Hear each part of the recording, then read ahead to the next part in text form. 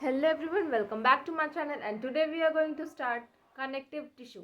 जैसा कि अब तक हम लोगों ने अपने पहले लेक्चर्स में epithelial tissue, muscular tissue and nervous tissue cover कर चुका है, तो आज से हम लोग स्टार्ट करेंगे कनेक्टिव टिश्यू, जो कि सबसे बड़ा टिश्यू का टॉपिक है. So let's begin.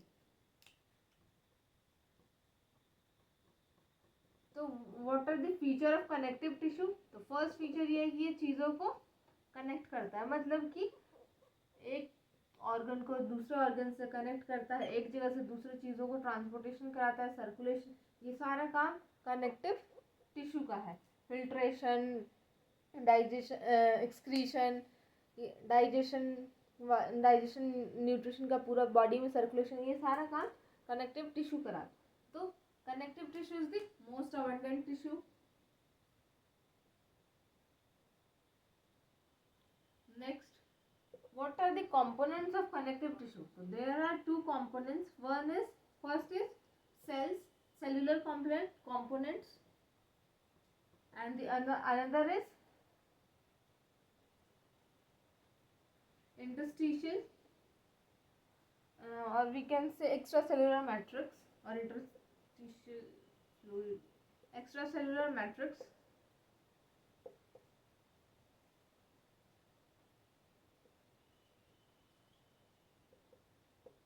तो अब इन दोनों में हम लोग देखते हैं कि हमारे पास कौन कौन से सेल्स प्रेजेंट है. तो सेल्स हमारे पास बहुत तरीके के सेल्स होते हैं जो कि वो अपना डिफरेंट डिफरेंट फंक्शन परफॉर्म करते हैं. जैसे कि मीसेनकाइमा cell.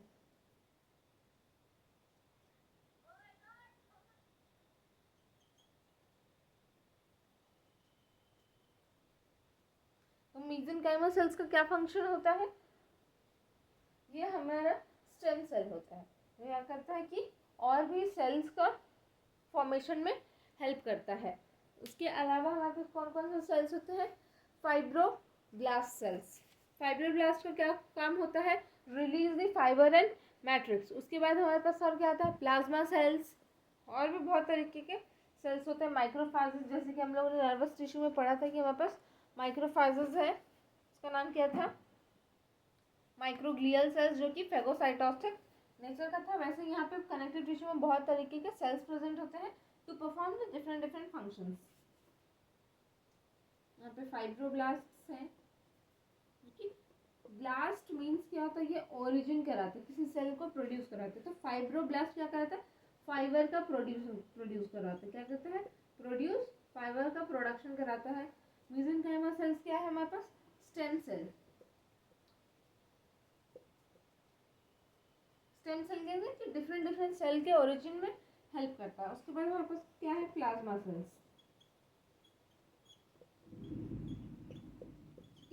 B lymphocyte, T lymphocyte, ये सारा प्लाज्मा सेल्स में आता है. फिर हमारे पास माइक्रोफेजेस कैसे होते हैं? फेगोसाइटिक नेचर के होते हैं. यानी कि हमारे अगर कनेक्टिव टिश्यू में, ब्लड में अगर कोई भी इन्फेक्शन हो रहा है तो वो फेगोसाइटोसिस करेगा.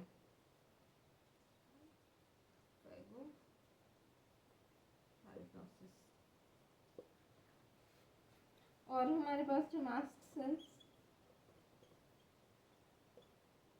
लाइक बेजोफिल्स, एसिनोफिल्स,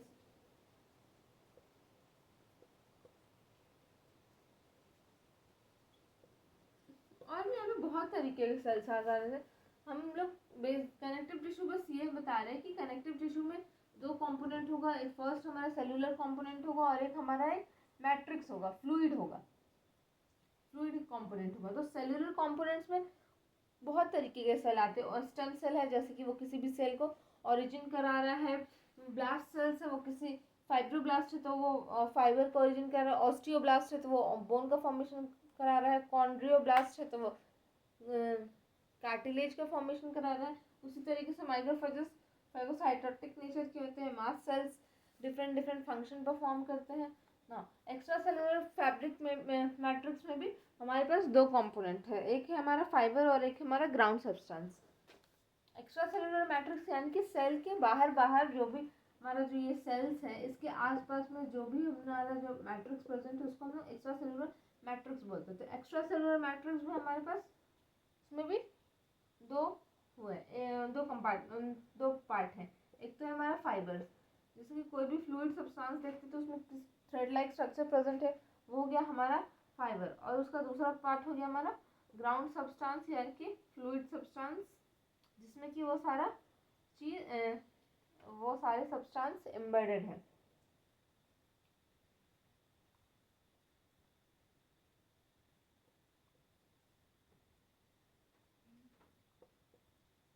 तो देखिए फाइबर में भी हमारे पास दो तीन तरीके के फाइबर होंगे, white fibre, collagen and elastin fibre.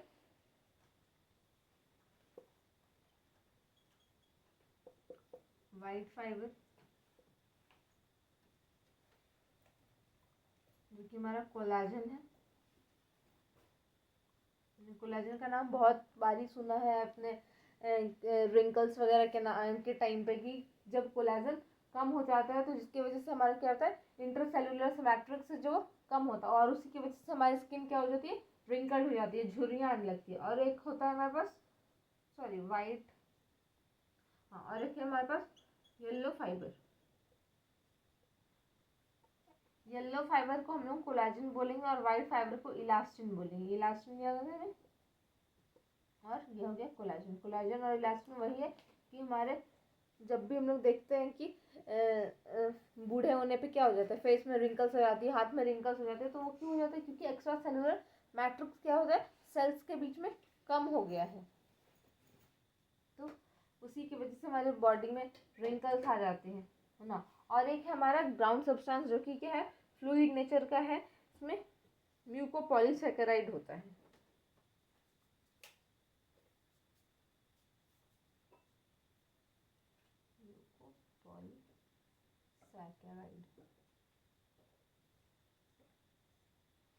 Mucopolysaccharide में क्या है, एक पॉलीसैकेराइड है और इसमें भी इस म्यूकोपॉलीसैकेराइड का नाम है ग्लूकोसा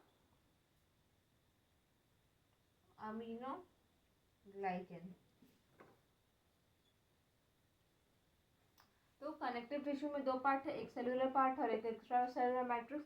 सेलुलर पार्ट्स में बहुत डिफरेंट टाइप्स के सेल हो सकते हैं और एक्स्ट्रा सेलुलर पार्ट को दो पार्ट में डिवाइड किया गया है। एक है फाइबर्स और एक है हमारा ग्राउंड सब्सटेंस जो कि फ्लूइड नेचर का है। और इसी फ्लूइड में ये सारे fibres, white fibre and yellow fibre जो कि कोलाजन एंड इलास्टिन है, वो एम्बेडेड होते हैं। और ग्राउंड सब्सटेंस वो हमारा क्या है, jelly like substance, fluid substance जो कि म्यूकोपॉलीसैकेराइड है और उस म्यूकोपॉलीसैकेराइड का नाम क्या है, ग्लूकोसा अमीनो ग्लाइकेन। इसके बाद हम लोग देखेंगे कि what are the different types of connective tissue. हम लोग कनेक्टिव टिश्यू को डिवाइड करेंगे अलग अलग पार्ट्स में।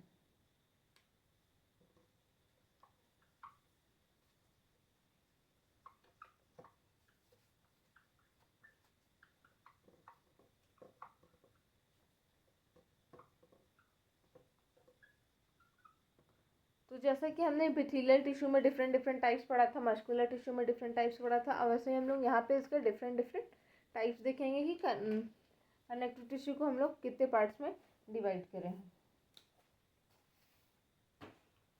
तो कनेक्टिव टिश्यू हमारा पहले तो हम लोग इसे तीन में करेंगे, तीन पार्ट में करेंगे। एक तो हमारा लूज कनेक्टिव टिश्यू, एक हमारा डेंस और तीसरा है हमारा स्पेशलाइज्ड।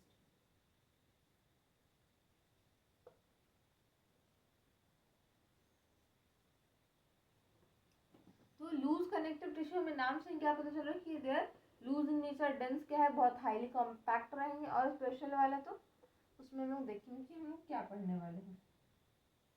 तो लूज वाले का फीचर क्या होगा, जैसे हम लोगों ने अभी पढ़ा कि क्या है, दो चीज़ें प्रेजेंट है, सेल और मैट्रिक्स। तो मैट्रिक्स में क्या है, जो फाइबर है वो हमारा क्या है, थ्रेड लाइक स्ट्रक्चर।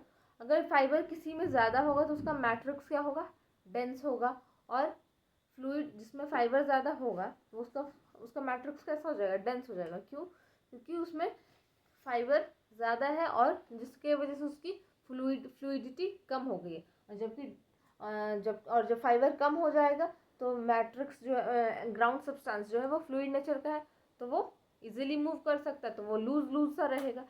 तो यहाँ पे वही है कि इसका जो मैट्रिक्स है वो कैसा है, डेंस। डेंस क्यों है, क्योंकि यहाँ पे फाइबर ज़्यादा है। यहाँ पे लिखेंगे कि मैट्रिक्स क्या है हमारा,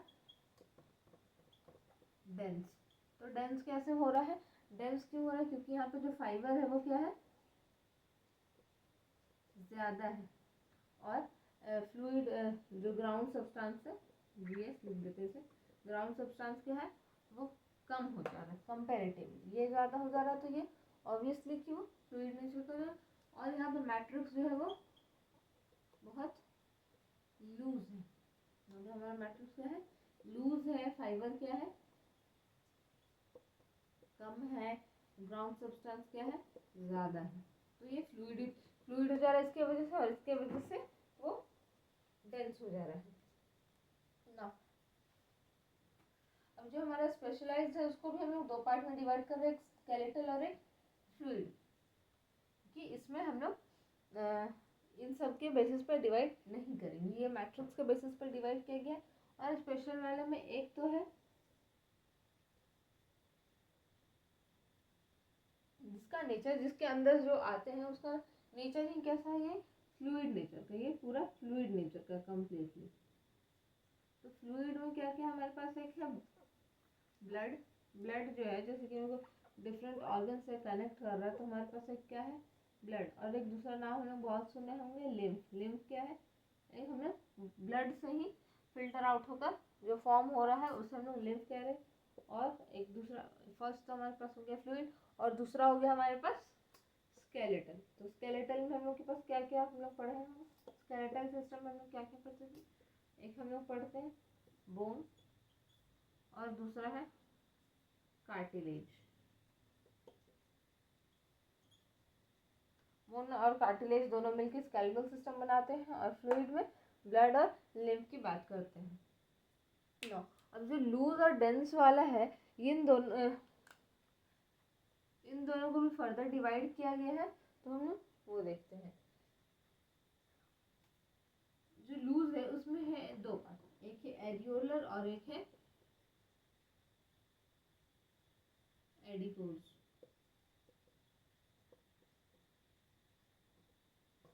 और डेंस वाले में है एक रेगुलर और एक है इरेगुलर। तो इसमें हम लोग नाम से ही पता चल रहा है कि जब रेगुलर इरेगुलर की बात की गई है, इसमें फाइबर्स प्रेजेंट है, तो रेगुलर वाले में क्या होगा कि जो फाइबर्स है, जो फाइबर है वो क्या है, अरेंज है एक फॉर्मेट, एक पैटर्न में अरेंज है। और जबकि इरेगुलर वाले में क्या है कि कोई भी कैसे भी प्रेजेंट है, कोई भी किसी में कोई पैटर्न देखने को नहीं मिल रहा है। एरियोलर, एरिओलर, तो एरियोलर का मतलब क्या होता है, एयर। तो जो एरियोलर टिश्यू वो है जो किसी भी गैप को फिल करता है, ये क्या कर रहा है हमारा, फिल एनी गैप। और कहीं भी जैसे कि हमारी बॉडी में डिफरेंट डिफरेंट ऑर्गन प्रेजेंट है, वो अपने अपने एक पर्टिकुलर पोजीशन पे प्रेजेंट है, तो एरियोलर टिश्यू क्या है, वहाँ पे प्रेजेंट होकर क्या कर रहा है, उस गैप को फिल कर रहा है, ताकि कोई सारे भी और जितने भी ऑर्गन है, सारे ऑर्गन्स का क्या हो, पोजीशन फिक्स हो, उनमें कोई मूवमेंट ना हो। और एडिपोज टिश्यू का काम है, ये स्टोर करता है फैट। जितने भी हमारे बॉडी में स्टोर फैट्स होते हैं वो कहाँ स्टोर होते हैं, एडिपोज टिश्यू।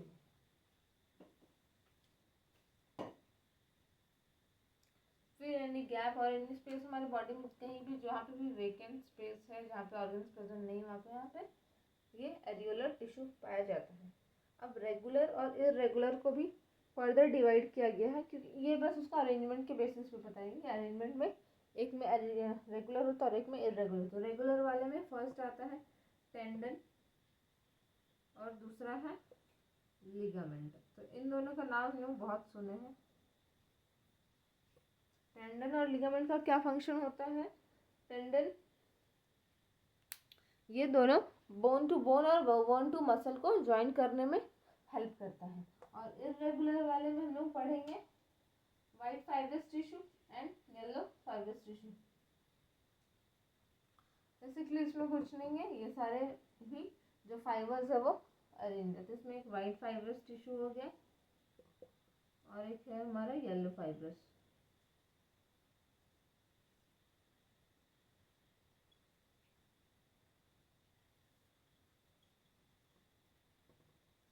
तो हमारा कनेक्टिव टिश्यू टोटल इतने पार्ट्स में डिवाइड किया गया है।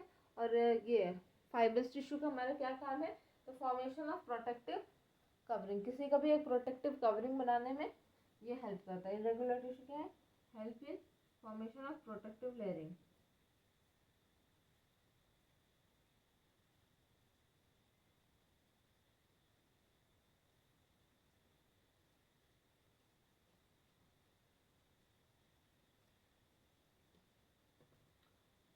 This is all about the different types of connective tissue.